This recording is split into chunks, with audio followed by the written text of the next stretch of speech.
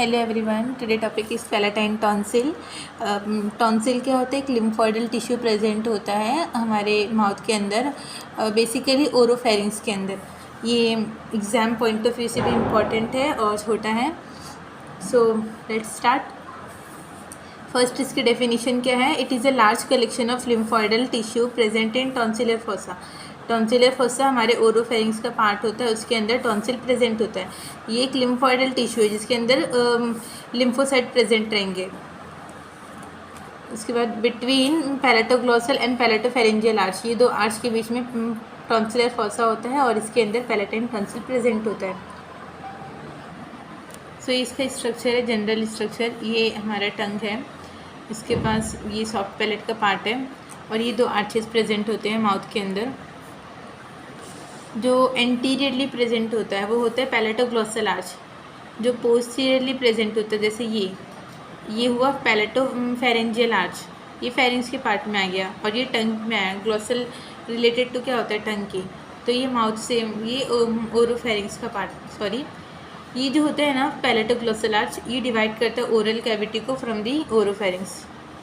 I am writing here for better understanding. Oral cavity को separate करता है, oral cavity को सेपरेट करता है ओरोफेरिंग से।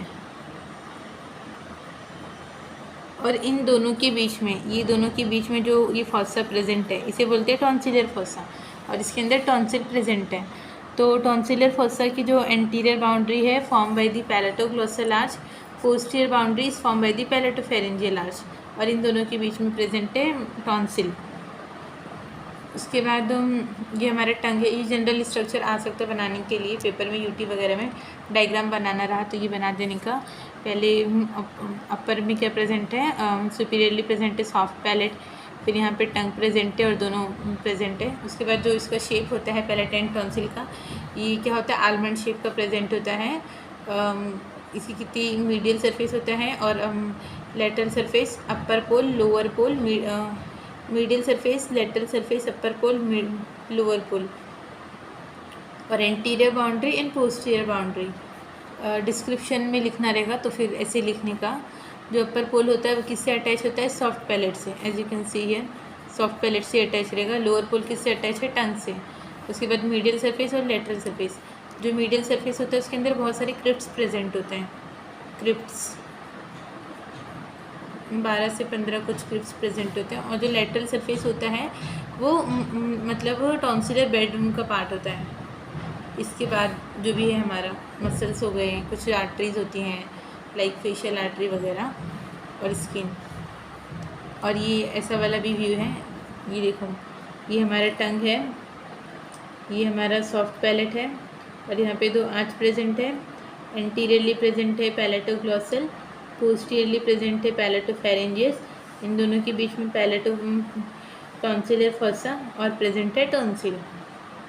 Hope you understand these two diagram.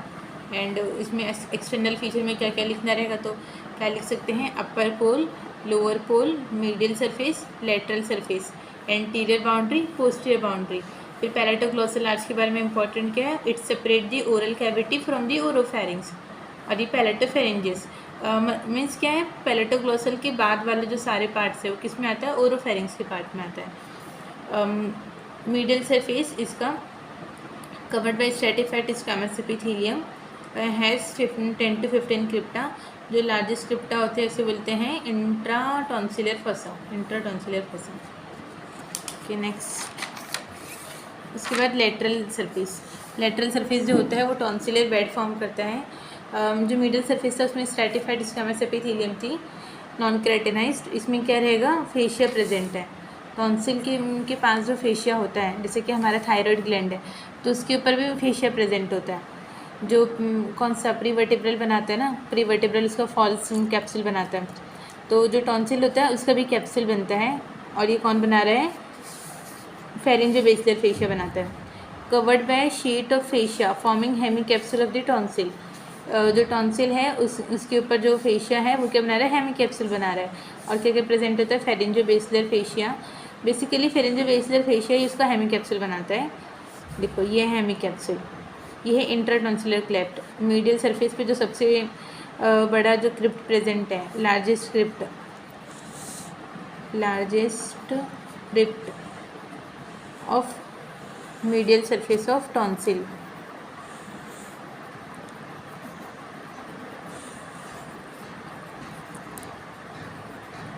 तो ये इंट्राटॉन्सिलर क्लेफ्ट, ये हमारा टॉन्सिल है, ये इंट्राटॉन्सिलर क्लेफ्ट, ये हमारा हेमीकैप्सूल है, ये है फेरिंजोबेसिलर फेशिया। फेरिंजोबेसिलर फेशिया जो होता है ना वो ट्रू फेशिया होता है, जबकि बक्कोफेरेंजियल फेशिया क्या होता है, फॉल्स फेशिया होता है।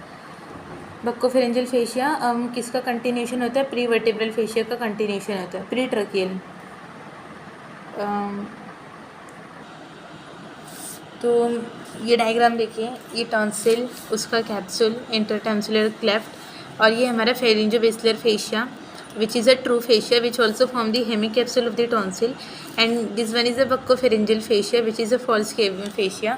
ये जो prevertebral fascia pre tracheal fascia जो होता है उसका कंटिन्यूशन होता है बक्कोफेरेंजियल फेशिया।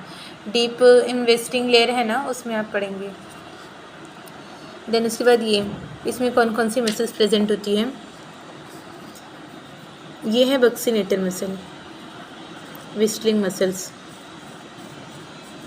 और उसके बाद ये है सुपीरियर कंस्ट्रिक्टर, और ये है pterygomandibular fascia.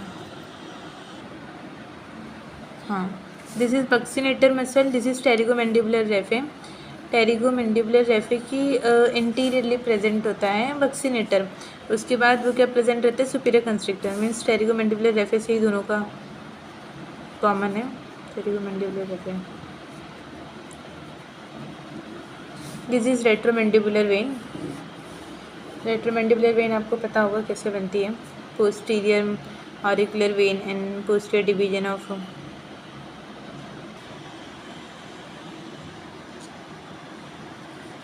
and these are other muscles, then ये बक्कोफेरेंजियल फेशिया, जिस फॉल्स फेशिया, और यहाँ पे जो टॉन्सिल को ब्लड सप्लाई होती है ना, उसकी ब्रांचेस प्रेजेंट है, लाइक फेशियल आर्टरी, और उसकी branches tonsillar branch, maxillary arteries की टॉन्सिलर ब्रांच। तो ये आ सकता है, लेटरल वॉल को इंडिकेट कर सकते हैं आप लोग, एंड देन बेड भी बना सकते, टॉन्सिलर बेड हो जाएगा ये। I hope this diagram is clear now. उसके बाद now proceed to arterial blood supply. कौन कौन सी आर्टरी सप्लाई करती है, तो जो सारी आर्टरी होती है ना वो कौन सी होती है, एक्सटर्नल कैरोटिड आर्टरी की ब्रांचेज होती हैं।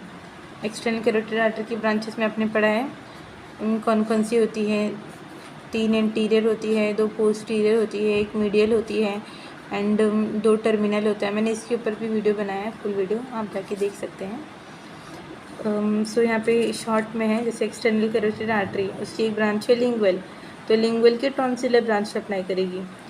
एक्सटर्नल कैरोटिड होगी फेशियल, फेशियल की कौन सी, फेशियल की भी टॉन्सिलर ब्रांच।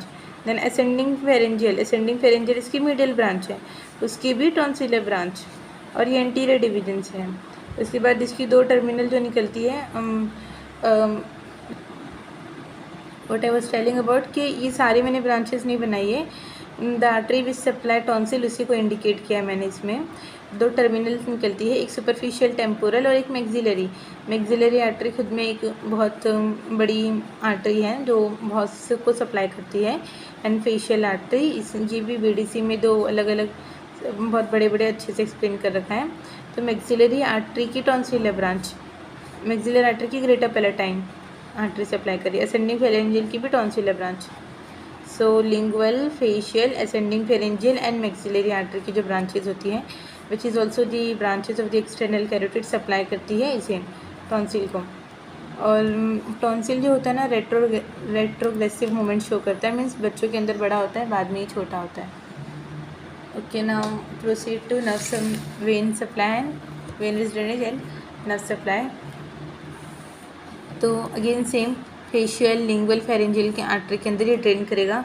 नर्व सप्लाई क्या होता है, glossopharyngeal nerve and lesser palatine nerve, और ग्लोसोफेरेंजियल नर्व की वजह से इसमें क्या होता है, रिफर्ड पेंड होता है, क्योंकि ये मिडल ईयर को भी सप्लाई करता है। अगेन ये क्लिनिकल एनाटॉमी में आ सकता है। सो अगर जिस किसी को भी टॉन्सिलाइटिस होता है, ये इन्फ्लेमेशन ऑफ टॉन्सिल हुआ, तो ग्लोसोफेरेंजियल नर्व भी क्या हो जाएगी, कंप्रेस्ड हो जाएगी। इस वजह से ना ईयर एक भी होता है साथ में, तो ये रिफर्ड पेन के अंडर आता है। इसके लिए रिफर्ड क्लिनिकल के लिए मैं अलग से वीडियो बना सकती हूँ,